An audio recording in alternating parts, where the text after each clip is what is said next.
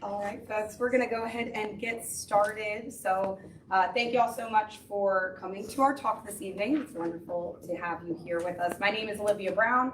I'm the Executive Director of the Albemarle Charlottesville Historical Society. I'm delighted to be bringing you all this talk today. It's one of our last few programs of the year. We've had a really wonderful slate of programming this fall, and so I'm really excited that we can all be here for this one as well. We do have some information about the Historical Society on this table up front. If you aren't on our email list and are interested in joining, please feel free to sign up before you leave or talk to any of us who are affiliated with the Historical Society. We will gladly tell you about the work that we are doing.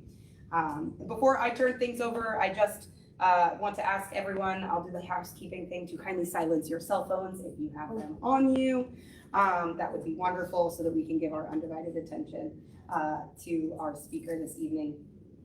So again, thank you so much for being here and for joining us for this talk. I'd like to introduce you to the president of our board of directors, Phyllis Leffler, who will introduce our speaker.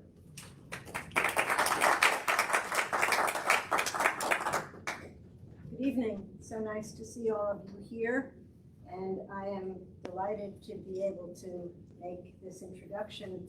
Before I do so, though, I just hope that you have all been aware of and noticing the changes that have been taking place at the Historical Society.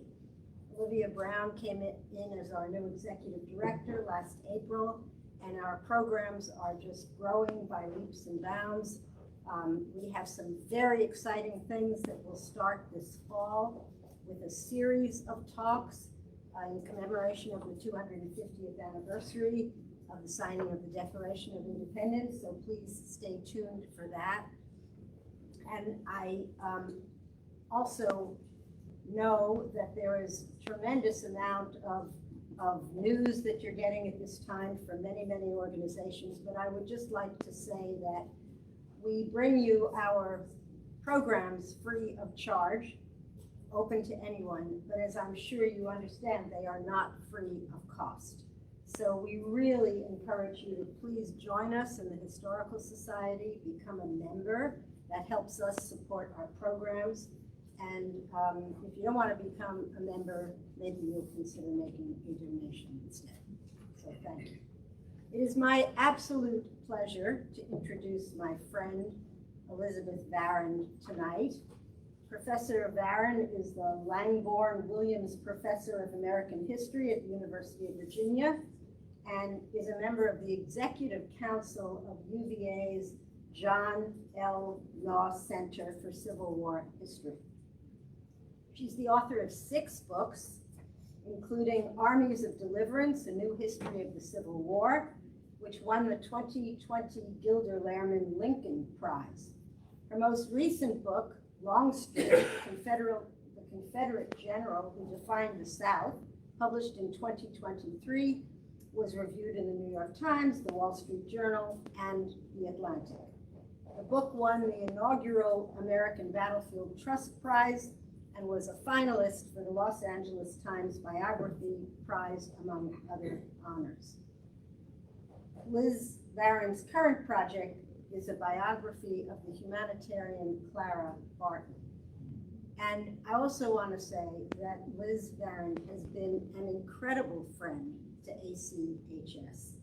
She not only is volunteering her time tonight to be a speaker, but she has been a remarkable supporter of students who she regularly asks us if we might like a little bit of extra help from these remarkably trained students, including PhD students, including postdocs, etc. And much of the really fine research that we've done to support some of our projects has come from the support that Liz has offered to us through her students and supporting them in those roles. So we are incredibly grateful for all of that. Give the floor to Liz.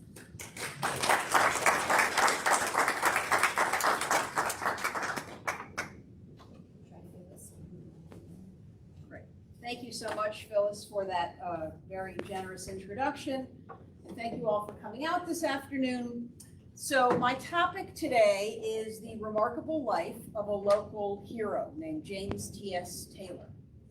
Taylor was a Civil War veteran with a distinguished post-war political career, and that career turned on one stark question. And the question was this: should the men who tried to destroy the nation, namely the defeated Confederates, be permitted to return to power? Taylor's answer to that question was a resounding no. And it was a message that he delivered in his words and in his deeds over decades of tireless activism in the face of daunting obstacles. His life story opens a revealing window for us on Reconstruction, and it also illustrates for us how local history can illuminate national history. Everyone hear me, by the way? Am I productive? Good. Sounds good. Good, excellent. So I'll set the stage with a brief overview of Taylor's early life and his Civil War service, and then I'll focus on his post-war political career. James T.S. Taylor was born to free Black parents on January 14, 1840, in Berryville, Virginia, not far from Winchester. By 1850, his family had relocated here to Charlottesville, where his father, Fairfax Taylor, established himself as a shoemaker and community leader. And at that time, there were roughly 600 free people of color in Albemarle County. They made up about 4% of the county's Black population. During the Civil War, James T.S. Taylor joined a wartime exodus of Southern Blacks who escaped to Union lines, who sought refuge with the Union Army. Taylor fled Albemarle County to Union-occupied Fairfax County to our north in 1862, and he was mustered into the 2nd United States Colored Troops Regiment, USCT Regiment, using the lingo of the time, at Camp Casey in Arlington, Virginia, in the summer of 1863. His regiment was then sent to the Deep South. He was stationed in Mississippi and Florida during the war, and he took part in at least one battle before being finally mustered out in January of 1866. Now, Taylor's military career as a Civil War soldier in the USCT regiment was in some ways representative and in some ways exceptional, and I'll say a few words about both of these themes. Taylor was one of 200,000 Black men who served in the Union Army and Navy during the Civil War. 200,000 men who are absolutely crucial, decisive to the Union's ultimate victory. That's fairly well known. It's less well known and understood that nearly 80% of these 200,000 men were Southerners. Southerners who were fleeing the clutches of the Confederacy to go lend their aid to the Union cause. In this sense, knowing this reminds us that the Civil War was fundamentally a war of the South versus the South.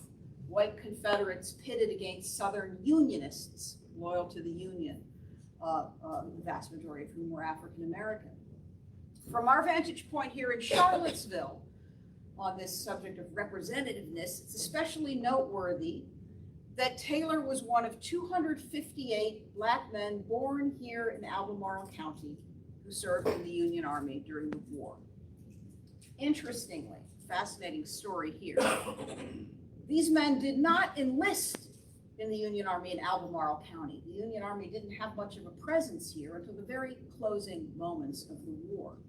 Instead is this map of enlistment showing where these 257 Albemarle-born men enlisted displays. They signed up in the Union Army in all of these far-flung places. These were places to which they had been dispersed before the war and during the war. Dispersed by the slave trade, dispersed by forced migration, their masters moving and forcing them to come with them and move to a place like Missouri, dispersed by flight.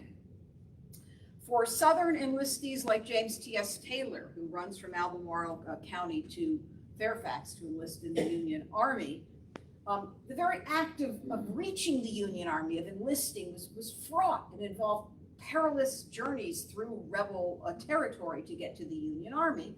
And then, of course, once they got there and enlisted as soldiers, there were more perilous journeys in store because they were sent back into the South in their blue uniforms to confront their oppressors.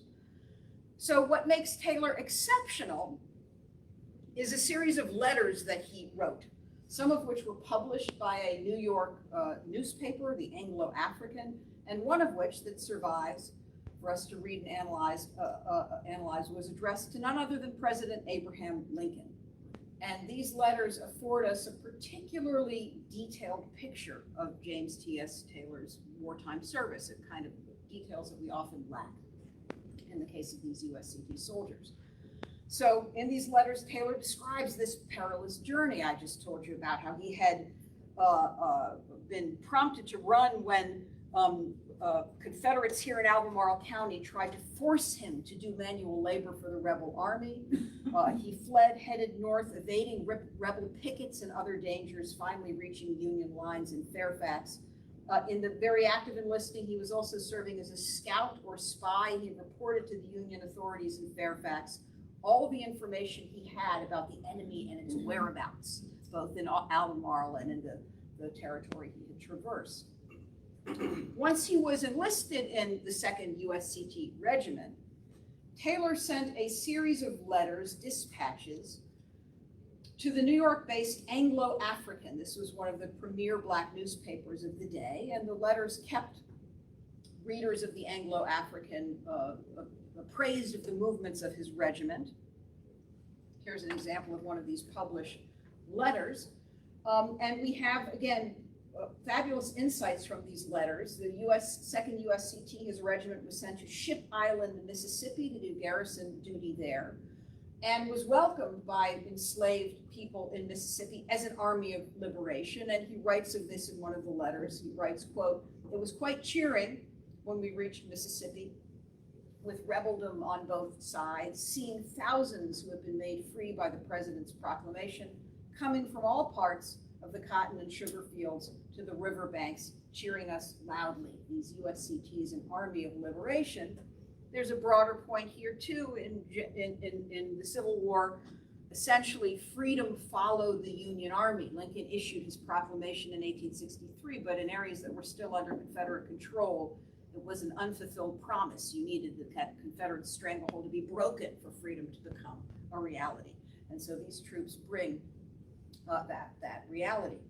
In another letter, and this is one depicted on this slide here, a letter to the Anglo-African, Taylor alluded to the Confederates' barbaric massacre of wounded and surrendered Black troops at a place called Fort Pillow, Tennessee in 1864. It was Confederate policy to give no quarter to Black troops, to kill them in cold blood rather than take them as POWs. And in this light, Taylor voices his determination in this letter, quote, "never to be taken prisoner by the rebels and butchered in cold blood by them. If it should be inquired about us in after times," he added, "it shall be said that we died upon the battlefield, fighting for liberty and freedom." So even as he expressed his undying devotion to the Union cause, Taylor also protested the widespread racial discrimination against Blacks within the Union ranks. The Union Army was no model of egalitarianism. Racism was a national problem, including in the Union ranks. And in a letter dated January 2nd, 1865 to the Anglo-African, Taylor protested a union policy that denied black men promotion through the ranks as regimental line officers that could lead other men in battle. He wrote, quote, "Are we still to be deprived of all those rights and privileges which by our sacrifice we justly merit?" He continued, quote, "Not until equal rights are given us as soldiers will the God of all wisdom lead the nation to a victorious triumph and a lasting peace." Now, as he described in the letter to Abraham Lincoln, Taylor had firsthand experience of this discrimination within the Union Army. He had been promoted to commissary sergeant in his regiment, only to find himself accused by some white officers, accused of illicitly selling commissary stores. This is now in Key West, Florida, to civilians while the regiment was stationed there in Florida. In a letter to Lincoln seeking redress against this, what he felt was false and unfair charge, Taylor provided some context. He explained to Lincoln that it was standard practice for civilians to purchase government stores at this fort, and that the commanding general approved the practice. We don't know whether Lincoln ever saw this letter or what he thought about it, but we do know that Taylor was exonerated. He was returned to duty. The charges dropped and discredited. The end of the war found Taylor still serving in Key West, Florida.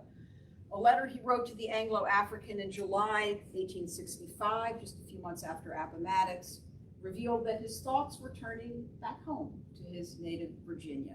He wrote, quote, "I'm very proud to see by the advertisements in the newspaper that there will be a colored convention held in Alexandria, Virginia in August. I'm very sorry I can't participate."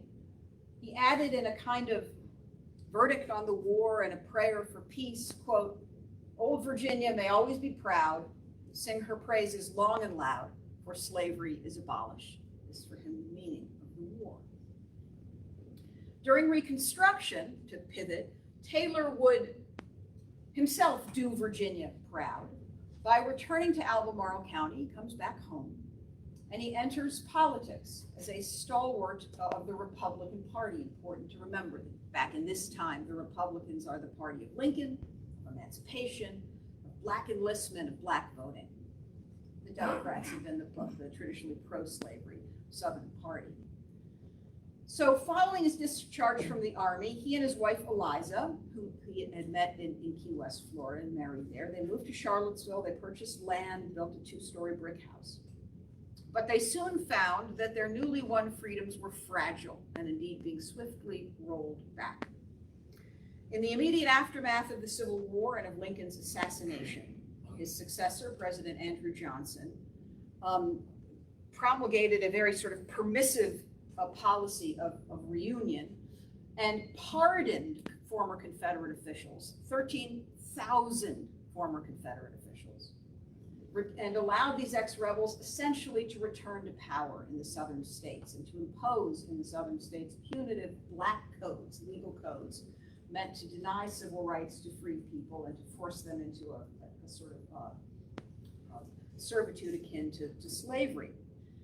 Dismayed at this Confederate resurgence, really undoing the results of the war, the U.S. Congress steps in 1867 with the Reconstruction Act, sort of hits the reset button and said the requirement for southern states to come back into the Union is as follows. They have to draft new constitutions, they have to guarantee black men's voting rights, ratify the 14th Amendment, which provided some civil rights protections to the formerly enslaved.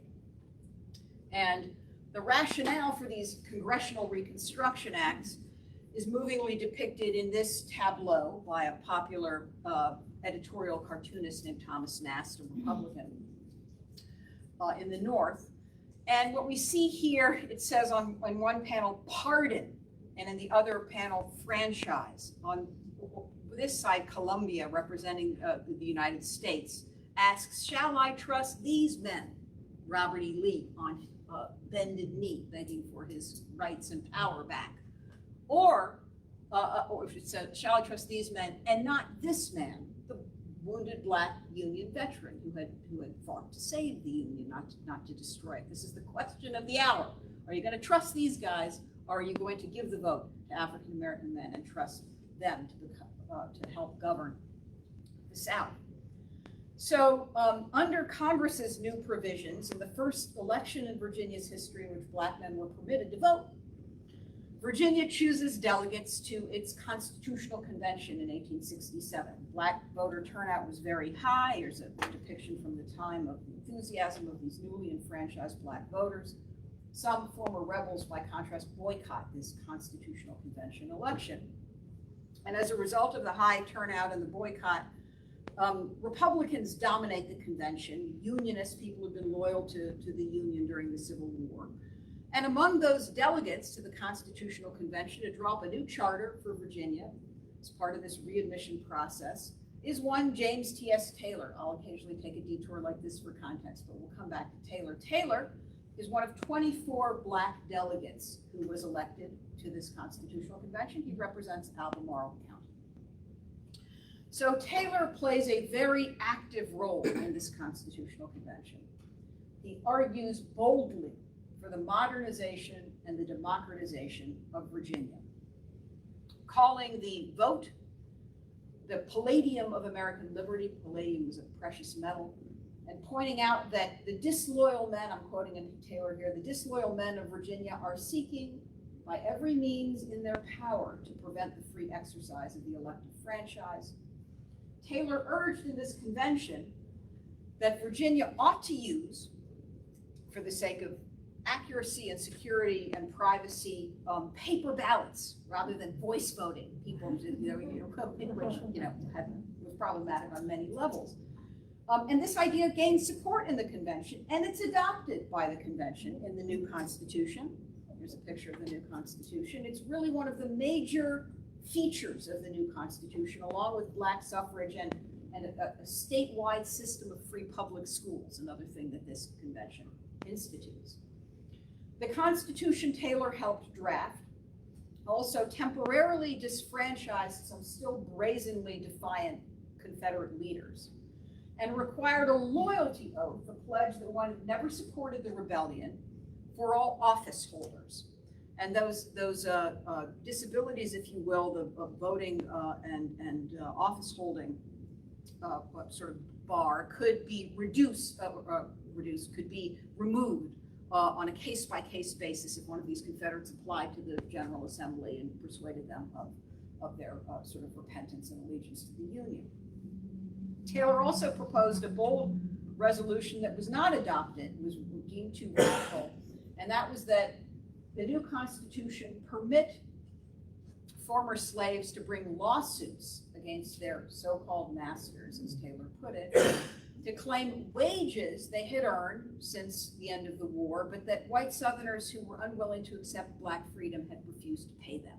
So to really make free labor, a wage labor system a reality.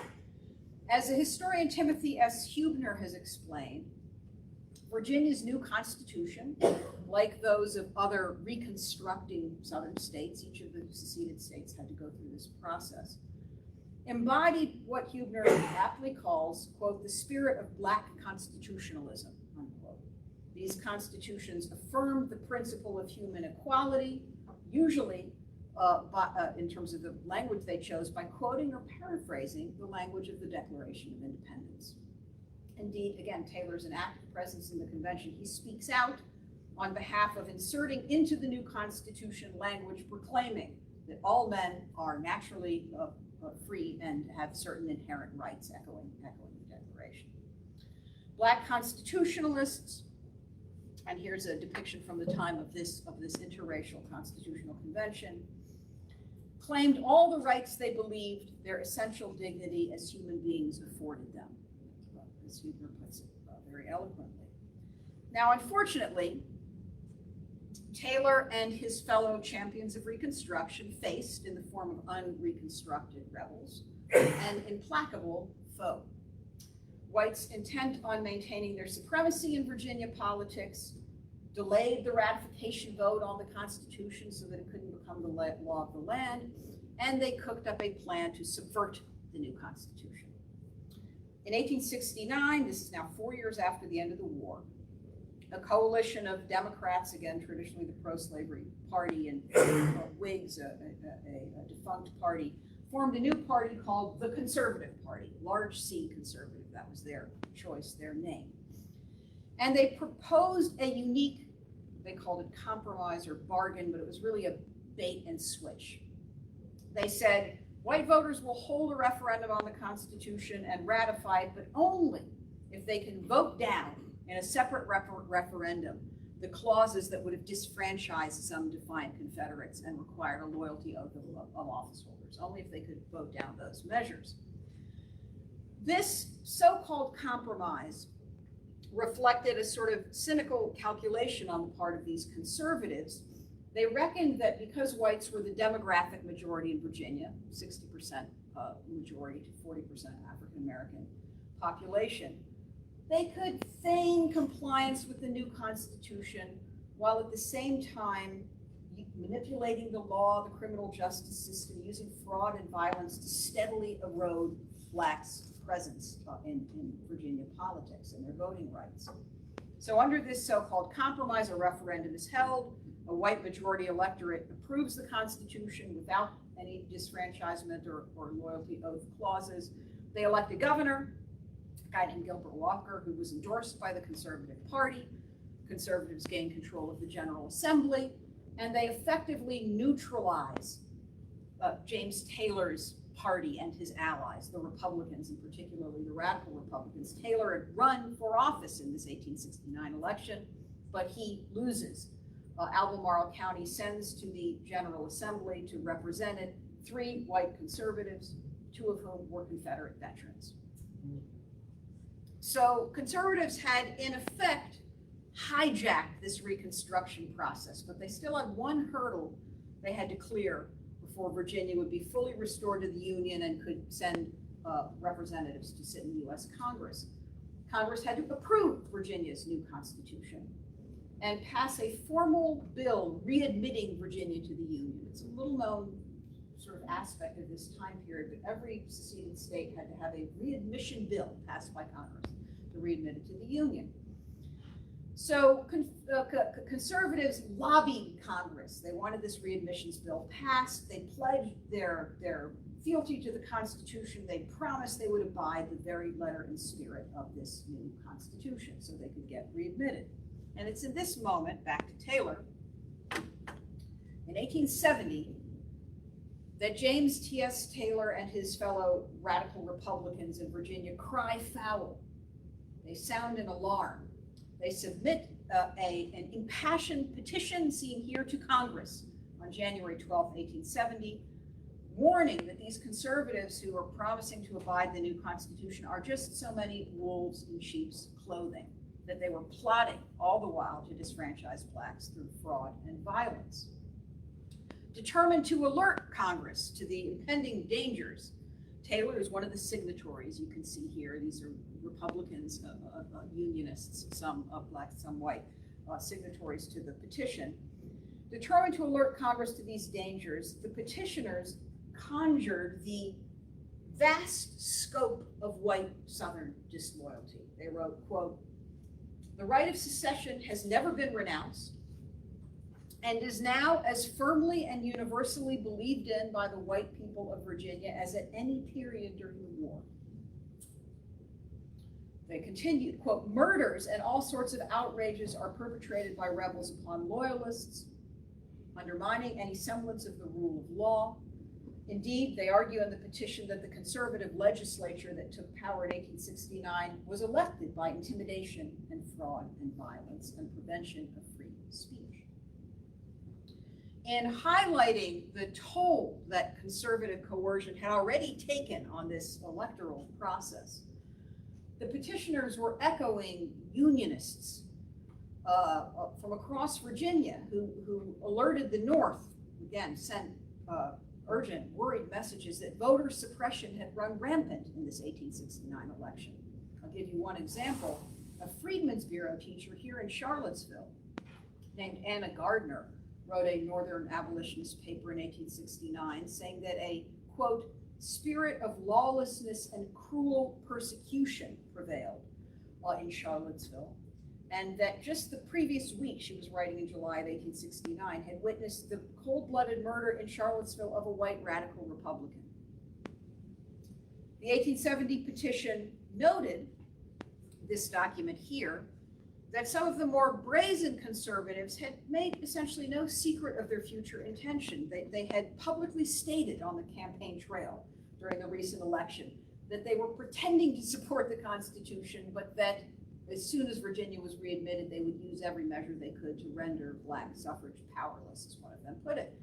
This was a kind of doublespeak, and more than anything, this petition is warning of a plot, as James Taylor and his allies see it, to hoodwink the Congress of the United States into readmitting Virginia under false pretenses. In light of the reactionary backlash against Reconstruction that this conservative movement represented, what the petitioners wanted was more than empty pledges of honor from conservatives. What Taylor and his fellow petitioners proposed was that every legislator who had been elected in 1869 be required to swear an oath of loyalty, past, present, and future loyalty to the Union, and that anyone who couldn't swear the oath should be replaced in the legislature by the next highest vote getter who could swear the oath, who was eligible. They felt that this was a reasonable thing to ask, that the legislators be willing to take this oath of loyalty. They made this demand, Taylor and the other petitioners, because they dreaded the repetition of a scenario that was already transpiring in the southern states that had already been readmitted to the Union with these readmission bills. A bunch of them had, South Carolina, Georgia, and others.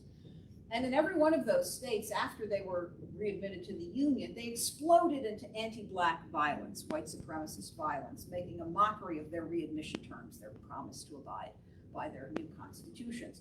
Thousands of documented murders and outrages were perpetrated by white supremacist groups such as the Klan, including mass executions and rampant sexual violence in the South, targeting freed people and their white allies. So tragically, this warning to Congress, this 1870 petition, goes unheeded. The memorial is rejected. Only a handful of progressives in the Congress sort of rise to the petitioner's defense. And they include the fiery abolitionist Senator Charles Sumner of Massachusetts, who presented the petition on behalf of the petitioners in the Senate. After hearing his congressional colleagues credulously, naively express their trust in the plighted faith promises of Virginia conservatives, Sumner thundered, quote, "I stand by the plighted faith of this great republic. It is nothing less than this, to secure the rights of all without distinction of color in the state of Virginia."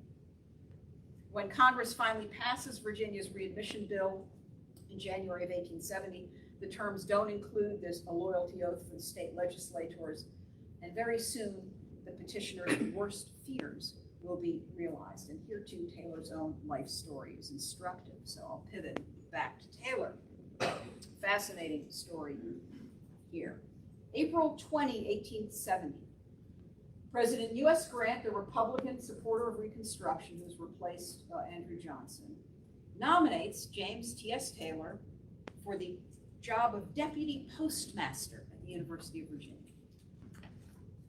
Taylor surely felt he had earned the position. He had fought to preserve the Union, he had served in the state constitutional convention, he'd been a loyal Republican.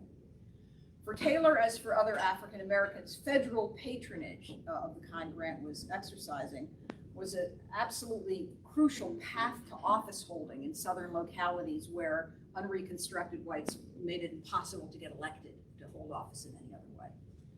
So almost immediately, Taylor's appointment as deputy postmaster at the University of Virginia sparks vehement opposition, both at the local level here in Charlottesville and in the national press. It becomes a national issue. The Charlottesville Chronicle newspaper, the local paper that represented the Conservative Party, set the tone for this press coverage in articles it published that spring of 1870 that cast Taylor's appointment as an outrage designed to inflame UVA's excitable student body into rioting. The radical Republicans could then, so the Chronicle charged, use the students' indignant outbursts as a pretext for imposing federal military rule in Virginia. The Chronicle reported that several hundred prominent citizens of the city had met and prepared their own petition urging the Senate not to confirm James T.S. Taylor, and that a similar meeting had taken place at the university itself with some professors taking part. So a stream of editorials and articles in the Southern press then pour forth that spring, casting Taylor's appointment as an outrage that was intended to provoke a violent response that could be used as a pretext for sending troops into the South. You may be asking yourself, why would a post office appointment spark this kind of controversy? Well, there were partisan political calculations at work, to be sure, but at the heart of the opposition to Taylor was implacable racism. Postmasterships had long been political plums, not just simply bureaucratic, but political plums. The post office department in this era in the 19th century was the largest and most politicized federal agency. Whatever party was in power at the federal level had the opportunity in dispensing post office positions to exercise patronage on a grand scale. And it was expected that parties would do this. The president appointed a postmaster general. This was a cabinet member who headed up the department in Washington, D.C. He in turn appointed deputy postmasters to fill thousands of local offices around the country. Postmasterships were often stepping stones to elective office. Many examples in U.S. history of prominent politicians who began as postmasters. The most striking one is none other than Lincoln. He had been a postmaster in Illinois. So Grant and his postmaster general had already garnered some controversy in their picks of postmasters. They appointed as postmasters in former Confederate states prominent Southern Unionists, people who had fought the Confederacy and stayed loyal to the Union. And the most high-profile example was a Union spy named Elizabeth Van Lew. This is a case near and dear to my heart. I wrote a biography of her. She had led a Union spy ring in Confederate Richmond during the war, and Grant appointed her with a postmastership. She used it as a platform, a bully pulpit, if you will, to support Black voting and women's suffrage. And needless to say, white conservatives reacted to her appointment with rage and kept up a pretty steady campaign of threats and harassment until they drummed her out of office. So this is crucial context for the opposition in Charlottesville to Taylor's nomination, and also to the nomination of Clifford Thompson. Grant chose Thompson to be postmaster in the city itself as opposed to the university. So there were two postmaster jobs to be had here, in Charlottesville City and in the university. Thompson was a white Southern Republican like Van Lew. He had been an Albemarle County delegate to the state constitutional convention like Taylor. Thompson was a supporter of the Republican Party and Reconstruction. And Albemarle County's whites found him objectionable and said so. They slandered Thompson, this white Republican, as incompetent and unreliable.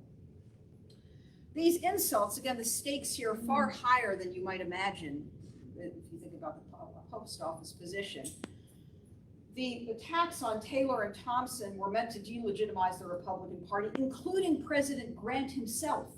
The Southern press cast Grant's choice of these two men as a hostile act, a betrayal of Grant's peace terms at Appomattox, a betrayal of Grant's campaign motto in 1868, "Let us have peace." This is all happening at an extremely fraught time in 1870, when Grant is urging the U.S. Congress to pass a series of enforcement acts, criminalizing the Klan and other such white supremacist groups, and setting penalties for interfering with voting rights. So Grant really tried to protect Reconstruction and Black voting. And this led white Southern conservatives to argue that Grant was, in appointing Taylor and Thompson, committing an act of quote unquote petty malice in keeping with his depraved soul, as one aspect put it. But here's the key point. It was James T.S. Taylor, not Thompson or Grant, who bears the brunt of white Southern wrath. White Southern critics of the Taylor appointment deem it an insult and an outrage to put, quote, a Negro as postmaster of the great seat of learning in the South. They spew forth racist caricatures, epithets, stereotypes, and slurs, calling Taylor ignorant and odiferous and degraded, and predicting that his appointment would, quote, intensify the antagonism between the races and sow seeds of mutual hatred sure to bring forth wretched fruit in coming years. These critics cast this nomination of Taylor not only as an insult to UVA, the beloved alma mater of so many sons of the South, as one of these conservative papers puts it, but an insult to Jefferson himself, UVA's founder. And some of the press coverage even says the appointment is an insult to Robert E. Lee, assuming that he is president of UVA. He was president of Washington and Lee, not Washington College. Now, the repeated use by the conservative press of this word outrage to describe Grant's nomination of Taylor was, again, very cynical and calculated effort to turn the table on the Republicans. Republicans, you may have picked up on this, expressly referred to the widespread incidents of anti-Black violence in the South as outrages. And the use of that term to describe the postmaster nomination was a cynical attempt to create some sort of false equivalency to suggest that the Republicans' political moves justified the violent backlash, the terrorism of groups like the Klan. The repeated references in this press coverage to the danger of angering hot-tempered UVA students was an acknowledgement of their long-standing propensity to racist violence. Make no mistake about it, these warnings doubled as threats. Right? These were threats. Some papers warned explicitly of potential bodily harm against Taylor, that he ran the risk of being roughly handled, as one paper put it, by UVA students. These were threats of lynching, essentially, and they demonstrate what a powerful means of intimidation threat itself was. So Taylor not only faces the wrath of unreconstructed rebels, he also faced some opposition from some white Republicans who wanted that coveted postmastership for themselves. And those Republicans, they consider themselves moderates. They lobby in Washington against Taylor. They suggest that a local white Republican named John Bibb should be appointed instead, as Bibb was a quote-unquote gentleman, they say. He would not be obnoxious to the unruly students. Now, it's important to note that a few northern papers sympathetic to Taylor did try to defend him. They pointed up rightly his unimpeachable character, his strong credentials. They noted the powerful symbolism, if only it were possible, of appointing a Black postmaster at the university founded by Thomas Jefferson, author of the Declaration that all men are created equal, as one northern paper put it. But such appeals were ultimately in vain. The Senate Committee on Postal Appointments considers the case. It initially reports favorably on Taylor's nomination, but then under pressure decides to quote unquote reconsider the issue. And eventually it's Bibb who becomes postmaster of UVA, not Taylor. Taylor's passed over, and this white Republican John Bibb will serve as UVA postmaster until his death in 1888. Now, it's not entirely clear what role this hostile reaction of Charlottesville whites played in the Senate's deliberations. But it is clear that this postmastership controversy is a grim and unwanted vindication for Taylor. Sometimes you don't want to be right. A vindication of the alarms he had sounded in that January 1870 petition about what would happen if Congress trusted conservatives, a warning about conservatives' bad faith.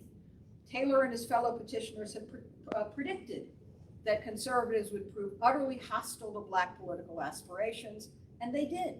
Conservatives very soon showed their true colors. They rejected civil rights legislation. They opposed all kinds of discriminatory measures, and they essentially gerrymandered Black office holders out of existence.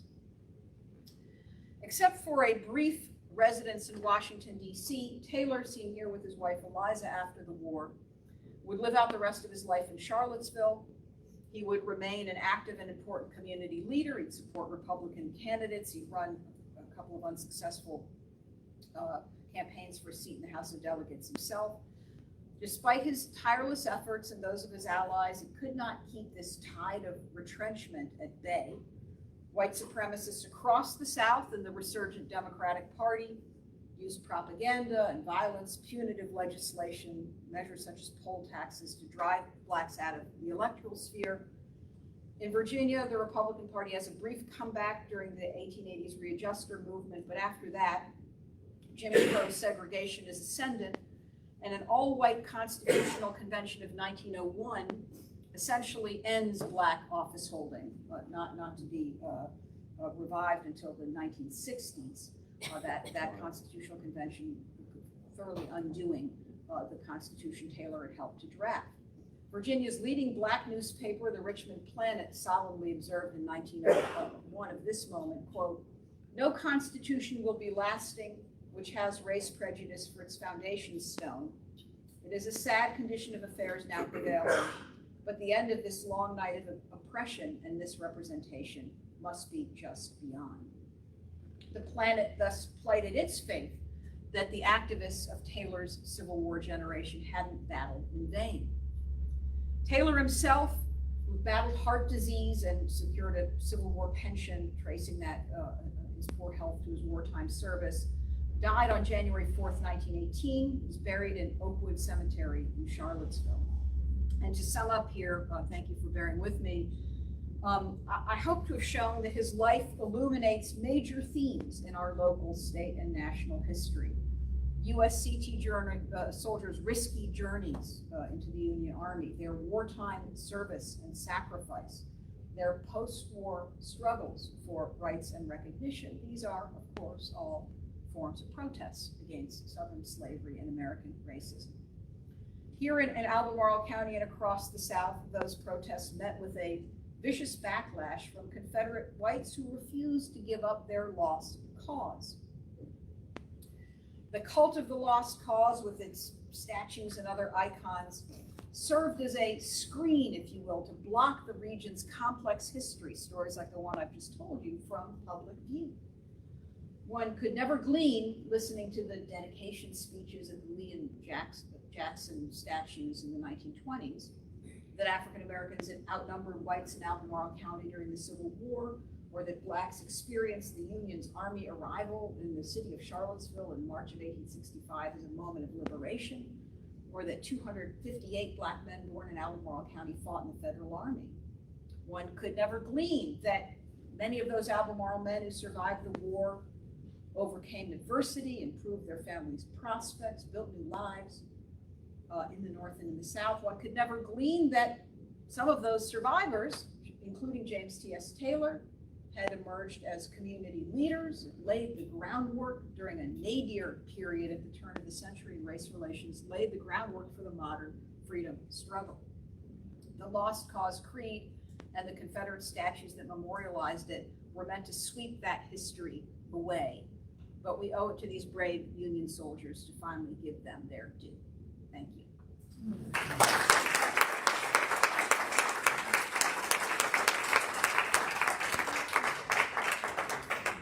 Take a few questions. Yeah, sure. I'm happy to do. Yes. Do we know where James Taylor was educated? He wrote. Yeah, that's a great question. So his father, Fairfax Taylor, was a successful artisan, a cobbler, and he saw to it that James had some tutoring when he was young. And we don't know much beyond that. But yes, he was. You can see from the published letters, he was extremely eloquent, as you can from the Constitutional Convention contributions that he made. As sure things. People are thinking, I do want to note, I'm delighted to announce that the city will install a state historical marker at the First Street entrance to Oakwood Cemetery in James T.S. Taylor's honor in a few weeks. It's going to be, yes, it's going to be November 20th or 21st. Many people have contributed to this, but I have to give a shout out to my colleague at the now Civil War Center, Brian Newman, who's gathered all the paperwork to submit the request to the state and so on. And there's the ceremony will be open to the public. The now Civil War Center social media will update people. The city, I think, will release a press release.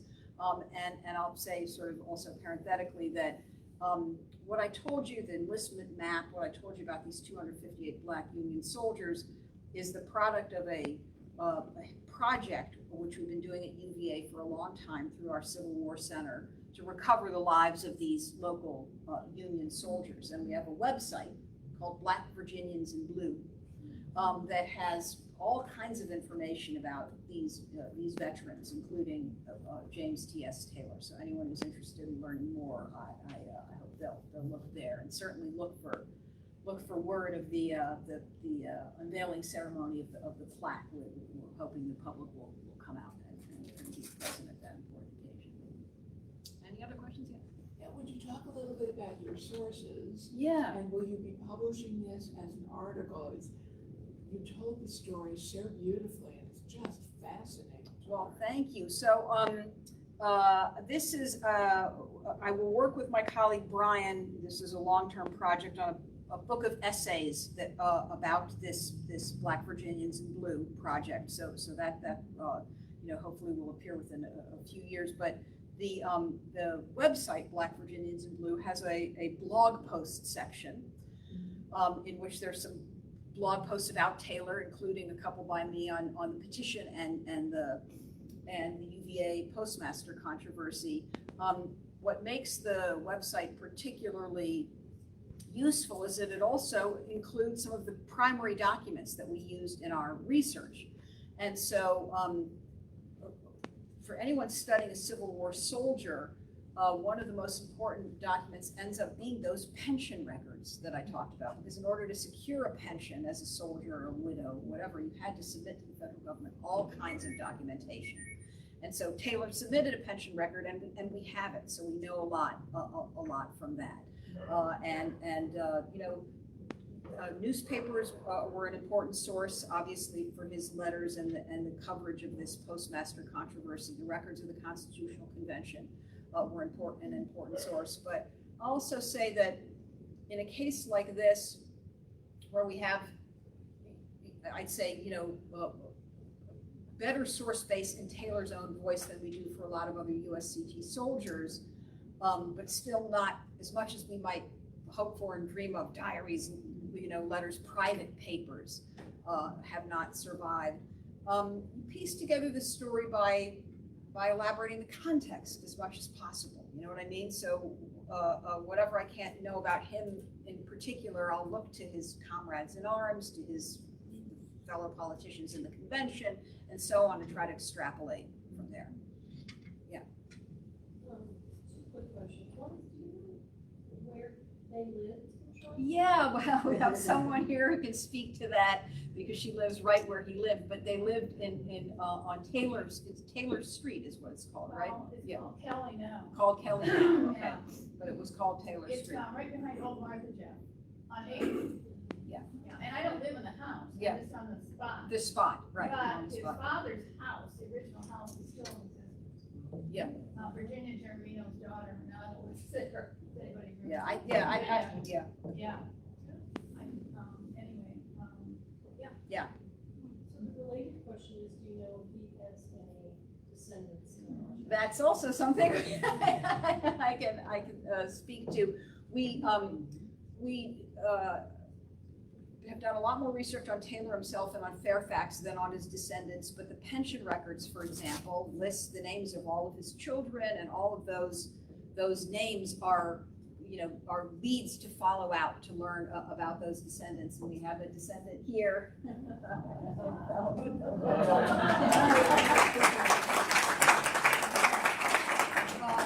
So I think that there are, I was talking with Bellamy before we met here today about, what the history of activism and political involvement is in the broader family. And that is something that we don't know yet, but it's knowable for sure. And as many of you will know, resources that we now have at our disposal, ancestry.com and so on, permit us, when you have a person's name, it can lead you, in other directions. But yes, he had brothers and sisters, and I'm sorry, James T.S. Taylor had 11 children, so there's a broad sort of potential there to learn more. I'm sorry, yeah, let's, I just go to Nelson's, we have, yeah. Liz, that was a terrific talk. Thank In order to understand the political dynamics of locally in the late 1860s, early 1870s, can you give us a sense of the relative numbers or proportions? Like when you talk about the conservatives in 1869 or 1870, do we have a sense of what proportion of the voting male population they constituted? And similarly, when we talk about the Republicans, and you talk about black Republicans, white Republicans, do we have a sense of the relative proportion? Yeah, it really depends on where in Virginia you are, obviously. But in a place like Albemarle County, the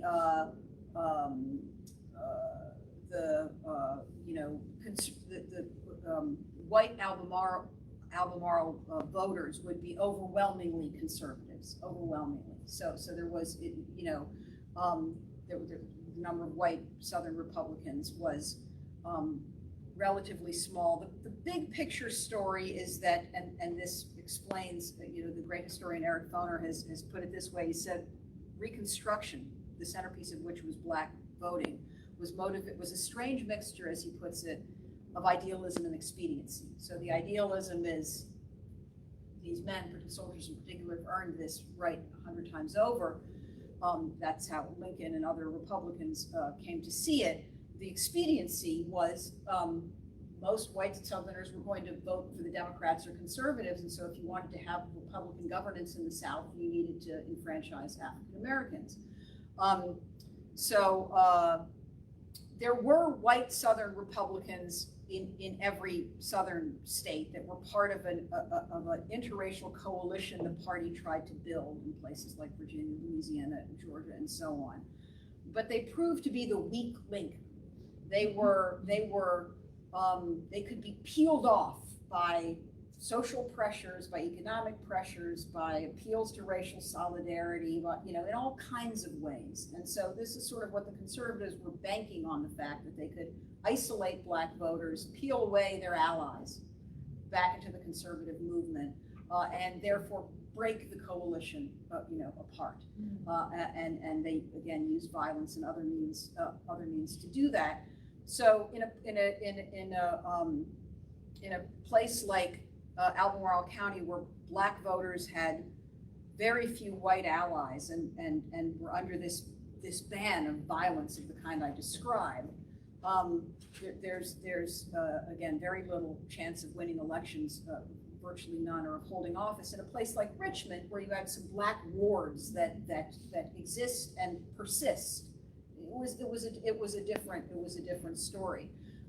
But there were Southern states that had black majorities where a compromise like the one that the Virginians came to didn't seem as viable. Again, these Virginia conservatives were counting on the fact that with a solid majority of the electorate, they could find ways to neutralize black voting by appealing to that majority. And another disadvantage, in a way, that the Unionists or Republicans always had is that the white conservatives were quite united around an agenda. That the Unionists represented lots of different motivations, Unionists and Republicans, for being in that coalition. Some of those white Southern Republicans were real racial egalitarians. Some of them were interested in the economic modernization of the South, but had no real sympathy with black political aspirations and so on. So that was another structural problem that was faced by the Republicans. Yes, in the back. You may have already shared this, but was Mr. Taylor, was he enslaved on plantations near Albemarle County? Yeah, he was free. Free from the start of his life, but that was freedom for free blacks in the South in a place like Virginia was a extremely tenuous freedom, you know, so something like the degree of stability that his family achieved, his father's success in his craft and so on, all of this is sort of in the face of terrible obstacles. But so he's free, but you know, he nonetheless you know, runs to Union lines because he understands that his fate and the fate of the enslaved in Virginia are all bound up together, and that his freedom is vulnerable. That the Confederates could, again, freedom was only a reality where the presence of the Union Army broke the stranglehold of the Confederates and his masters. Yeah. His father bought his freedom. His father was enslaved. Right. Yeah. So I would just say behind the old market Jeff, there's a plaque for his father. His father, Fairfax Taylor, has become something of a icon is an overused word. Yeah. But revered. Yeah. However, I will say that my understanding is that James was much more of an activist, much less trusting, and not dealing maybe with the same issues as his father, generationally speaking. His father played it easily here. His father, I mean, so far as we can tell, and we don't have a ton of documentation about this, so we have to speculate some, but as you're alluding to, his father was ambivalent at best about James's political career and about his serving in that constitutional convention. And some people have said it's because the father himself was not a radical Republican, was more moderate, felt that the community would be better served by having someone other than his son in that position. That may be true, but I wonder also, in light of what I told you about the postmastership threats, whether his father wasn't worried about his safety. Yeah. His father was a landowner here. He bought 2.3 acres Yeah. in the Maplewood. I mean, that was really something. That was right, And I exactly, think he was right. the first black businessman. He was a pioneer in his own right. There's no question about that. I Absolutely. understand how Yeah. having a son who was such an activist. Yeah, I mean, I'm sure he was very worried about his son. I mean, we can speculate. I'm not sure, but I think that's highly likely. Any other questions? Yes. Yeah, I'd like to ask about the United States Colored Troops. These Yeah. 258 people from Yeah. Albemarle County. Is the research far enough along to know what percentage of those were free blacks and what percentage of them were slaves? Yes, we have a statistic on the website. I can't remember what it is. The percentage of free blacks was small, but there are some. Yeah. So many of, Yeah. many of those colored troops, Yeah, as yeah. they call them, would Right. be people who use the occasion to. Yes, and fight for absolutely, the yes. war. So this is, thank you for asking. This is absolutely essential, and this is something that doesn't come out clearly in this case. Yes, the majority of those. When I said the vast majority of those colored troops were Southerners, I could add the vast majority were enslaved, and they were running to the Union Army because enlistment brought freedom. And this was true everywhere, but it's especially important in the slave-holding border states. A state like Missouri, a large number of the sample of these soldiers are men who had been moved with their masters from Albemarle County to Missouri. Missouri was a slave-holding state, but one that didn't secede. It was exempt from the Emancipation Proclamation because the Emancipation Proclamation was supposed to target the enemy, a military necessity to punish the rebels. So the path to freedom, if you were an enslaved person in Missouri, was through enlistment, because that was a way you could subvert this loophole, and so we see this was a mass exodus, wartime exodus. At least 500,000 enslaved people flee plantations and farms and make it towards Union lines. And it's particularly another feature of this to note is that there was, of course, a pre-war Underground Railroad, and slave flight was a major political issue, the fugitive slave law and so on. Most enslaved people who fled to the north were leaving places like Kentucky and Virginia because the North wasn't that far away. If you were in Alabama or Mississippi, your chances of making it. You needed here on the East Coast to make it to Philadelphia. Baltimore was a slave city. Wilmington was a slave city. So the Union Army's penetration of the South changes all those calculations. Now maybe you have a chance if you're in Mississippi. Again, it's not a good chance. Southern masters did everything they could to prevent flight and to make an example of those who fled and were caught and so on, but you had a chance that you might not have had before. And those 258 men that you're talking about, I think I remember that they maybe were born in Albemarle, but not necessarily living in Albemarle. Yes, absolutely, yeah. The vast majority of them were not living in Albemarle when they joined the Union Army. So this is, as we, as you know, Phyllis, as we say in our, academic lingo, this is a story of diaspora, right? These are people who were dispersed, again, by the slave trade, by forced migration, and by flight to all these different places. But to me, that enlistment map is so fascinating because it just shows how this local story opens up into this national story. And another feature of this is that Civil War soldiers, white soldiers, often were motivated to enlist by a kind of state allegiance, not states' rights, but an allegiance to their states. It was very much the case in Massachusetts or Maine, as it would be in South Carolina or whatever, a connection to community. For many of these African American enlistees who were transplants, who'd been taken to places that were hostile environments and so on, they're not enlisting for the honor of the state of Missouri. They're enlisting for a higher principle, and for a sense of nation, and as well as of freedom. And when these 158 others, when they left there, when they joined the Union Army, when they fled and ended up in the Union Army, how were they treated by the Union? Yeah, so I soldiers began to and allude by officers? this. It's a fascinating question, and the answer is it was really mixed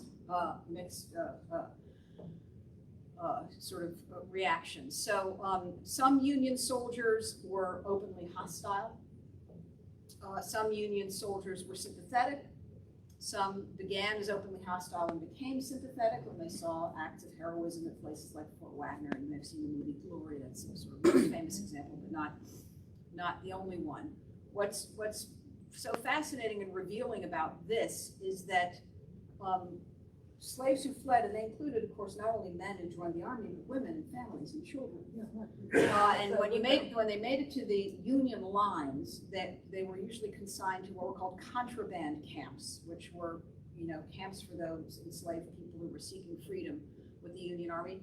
Whether the commander of that particular army was an abolitionist or a racist Democrat, would have an impact. But in general, the conditions in those contraband camps were poor. I mean, they began working for the Union soldiers, for the Union Army. They were promised and owed wages, but not always, paid. There was disease and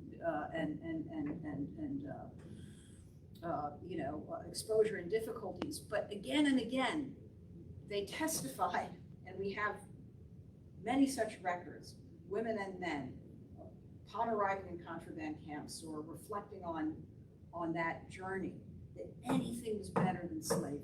I mean, even these imperfect refuges were better than slavery, anything. And we have many white Northern reformers who say the same thing. They said to me, any risk, anything is better than that. So they were not perfect, by any means, perfect places.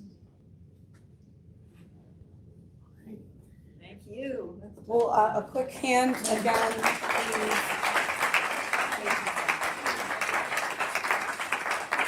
I want to thank you all again just for joining us for this talk. Hearing the story of James T.S. Taylor is not only fascinating, but it's uplifting to hear how his work impacted our local area. And I promise I didn't even plan to have you talk about how genealogy can lead you to so many things. It's and so great, yeah. We have a wonderful research library and archive at the Historical Society. that helps people find this information to track their family members who are from here or came through here at some point. So I encourage any and all of you to come see us at Historical Society. Maybe do some of your own research or look into others. We are open and our doors are always open to anyone who wants to come and see us. So thank you again for joining us this evening. I hope you will continue to join us at our programs. And if you are interested in joining the Historical Society, becoming a member, hearing about what that entails, please come speak to me after. I'm happy to talk to you as well. Thank you again. Have a wonderful day.